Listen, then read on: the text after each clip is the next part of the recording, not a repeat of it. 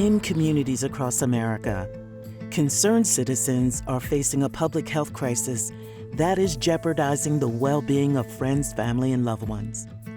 Stimulant and methamphetamine use disorders are now one of our country's most pressing challenges.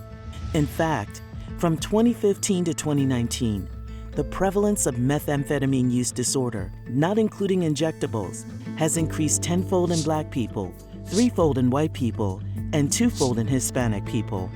So the problem has gotten exponentially worse over the past decade in terms of stimulant use and stimulant use disorders here in the US. Over the past 2 years during the COVID-19 pandemic, it's increased even further. From 2015 to 2019, overdose deaths due to stimulants other than cocaine increased by 180%. You know, it's not just life-threatening in terms of people die from overdoses. It's life-threatening in terms of it threatens to not allow people to experience a meaningful life. I was really embarrassed for a long time because I hid my addiction, and I always wanted to tell someone because deep in I wanted to be like everybody else. I wanted to be happy. I wanted to smile, and I would put on a manufactured smile, but deep inside I was breaking apart. Communities are rising to meet this challenge with compassion, strength, and hope. The American Heart Association is here to empower your efforts with the latest science-based information and care. Together, we can make a difference. Most of us recognize the names of illegal stimulants like crack cocaine, and methamphetamine. Methamphetamine is a potent drug that stays in the body far longer and is highly addictive. Methamphetamine is particularly dangerous as a drug and as a stimulant because it's lab-based. A lot of different chemicals may go into methamphetamines that people may not be aware of. And so those different sort of chemical compositions can lead to sort of more severe or unanticipated consequences of drug use. And a lot of times, methamphetamine can be laced with things like fentanyl, which are really deadly and can cause overdose deaths. But street drugs are not the only stimulant putting our community at risk.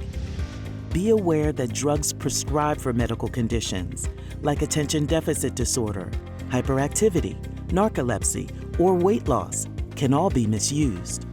Even just these prescribed stimulants alone, if they're taken in sufficient quantity, sufficient frequency, in a way that's not intended, it can not only precipitate symptoms in the now, but it can lead to increased problems with substance use later on.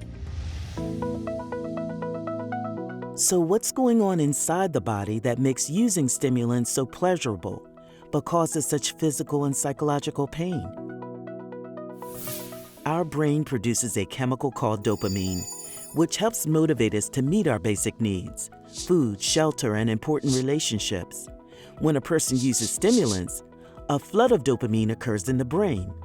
This high can overpower other rewards such as interacting with people. A dopamine cycle of pleasure and pain ensues. The brain is hijacked, with more and more drugs needed to get that same high. And each time the person comes down, they feel worse.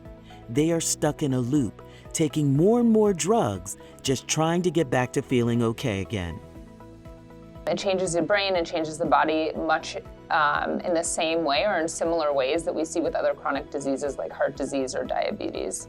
And actually, families and friends really have an opportunity by showing their loved ones compassion, by actually understanding that this is an illness and it's not a moral issue. A lot of times people have a stigma that an addict has rotten teeth, he lives on the street, unkept, bad odor, but I wore a suit every day. I wore a suit, I stood in front of people, I delivered messages, I acted as if everything was okay, but all along I was falling apart. I was sweating, I was cramping, I was agitated, I was struggling financially, I had a bad anger issue because I did not share that with someone.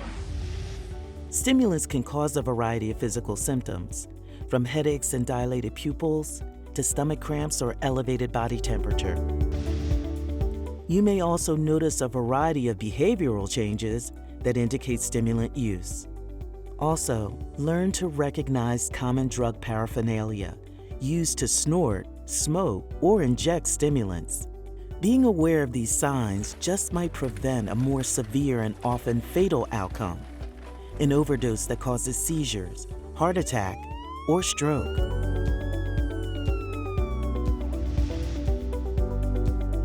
Substance use disorders sort of transect every subset of society. You can be black, white, you can be rich, you can be poor. Everyone at every level of society is affected by substance use disorders.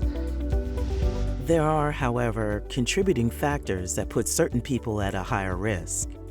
If we have grandparents or parents that have any history of any type of substance use disorder, whether it be stimulants or alcohol or anything, then that puts us at increased risk of developing a substance use disorder, and that's solely based on biology. Environment also plays a large role influencing substance use behaviors.